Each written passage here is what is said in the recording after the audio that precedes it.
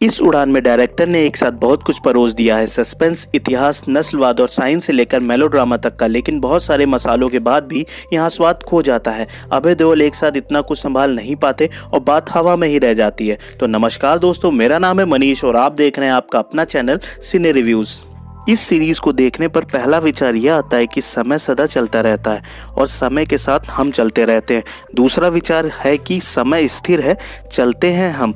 समय सिर्फ वर्तमान है, भूत और भविष्य हमारे मन की उड़ान है। निर्देशक शैलेंद्र व्यास की वेब सीरीज 1984 में कलकत्ता से उड़े एक विमान JL-15 की कहानी कहती है, जो आसमान से गायब हो जाता है मगर मिलता है 35 साल बाद 2019 में क्रैश। सवाल यह है कि आखिर बरसों पहले गायब होकर अब प्रकट हुआ इस फ्लाइट का रहस्य क्या है।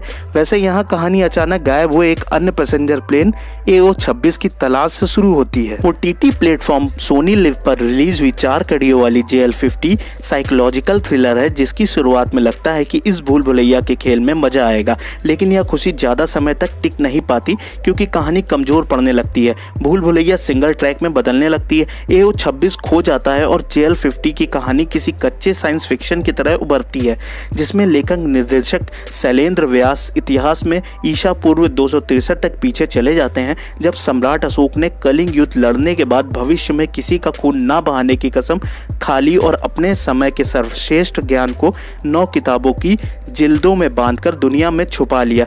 इसी में एक किताब अंग्रेजों के हाथ लग गई और उन्होंने इस पर रिसर्च कराना शुरू कर दी, जो देश की आज़ादी के बाद बेकार जानकर बंद करा दी गई। यह वेब सीरीज अच्छी शुरुआत के बाद रोमांच की राह में भटक जाती है। उसके चेहरे पे अभय देओल की दाढ़ी जैसी बोरियत उगने लगती है, वह आकर्षण खोती चली जाती है। कहानी में उत्साह की जगह उदासी ले लेती है, क्योंकि JL-50 की पायलट बीहू रितिका आनंद अपने जमाने के हिसाब से खुले मिजाज की लड़की थी। उसकी एक लड़के से शादी होने वाली थी, मगर वह 7 फेरे लेने से पहले ही माँ बन गई।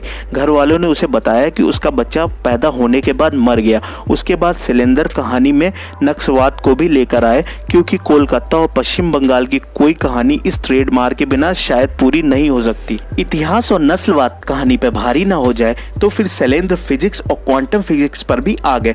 टाइम ट्रेवलिंग पर गंभीर चर्चा करते हुए उन्होंने बताया कि यह पॉसिबल नहीं है या सिर्फ किताबों में है, क्योंकि टाइम ट्रेवलिंग के लिए लोगों को 1 ट्रिलियन इलेक्ट्रोवाट ऊर्जा की जरूरत है, वह धरती पर है ही नहीं। ऐसे में टाइम ट्रेवलिंग का सब्जेक्ट वेस्ट ऑफ टाइम है। JL-50 खत्म होते होते आप इसके बारे में भी कुछ यही सोचने लगते हैं कि ये मूवी वेस्ट ऑफ टाइम है। करियर की शुरुआती दौर में मनोरमा, 6 फीट अंदर, ओए लकी लकी ओए और देवडी जैसी फिल्मों में अपने अंदाज की चमक छोड़ने वाले अभय देओल अब फीके पड़ चुके हैं। बीते 10 साल में उनका अभिनय आगे नहीं बढ़ा है, न ही वह कोई फिल्म देखने की वजह बने हैं। JL-50 में भी वह असर पैदा नहीं करते हैं। उनके भीतर एक रोचक शानदार केस की जांच करने को इच्छुक ऊर्जा नजर नहीं आती है, वह थक चुके हुए नजर आते हैं फिल्म में। वहीं क्वांटम फिजिक्स के प्रोफेसर सुब्रतो बोस के रूप में पंकज कपूर जरूर अपने किरदार में फिट हैं, मगर शैलेंद्र ने उन्हें कहानी के केंद्र में रखने के बजाय हाशिए पे डाल दिया है। पंकज कहानी के दूसरे हिस्से में कुछ हाथ पर हिलाते हैं,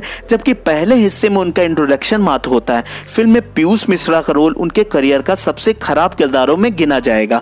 रितिका आनंद और राजेश शर्मा ने वह किया जो उनके हिस्से में बचा। इन सब बातों के बाद आपके पास जो समय बच रहा है वो बचा लीजिए। इस वेब सीरीज को सोनी लिव ऐप पर देखा जा सकता है। आज के लिए बस इतना ही, मिलते हैं अगली गर्मा गर्म मूवी रिव्यू के साथ। तब तक के लिए बाय बाय, टेक केयर।